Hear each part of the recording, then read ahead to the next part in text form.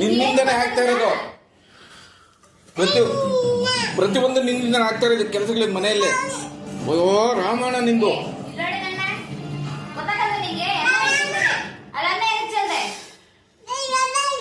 ಏನಾಯ್ತು ಬಂದರೆ ಅತ್ತ ಬೈತದಲ್ಲ, ಏನಂತ ಅವ್ರಿಗೆ ಅಪ್ಪನ ಬೈತಿದಾರ. ಯಾಕೆ ನೀನು ಅನ್ನ ಚೆಲ್ದೆ ನೀನು ಹಂಗಂತ ಇದಾರ.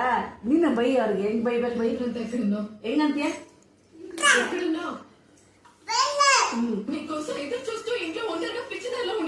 ಬಾಯಿ ಮುಚ್ಕೊಂಡಿರೋ ಸಾಕು, ಜಾಸ್ತಿ ಆಗಿದೆ ನಿಂದು.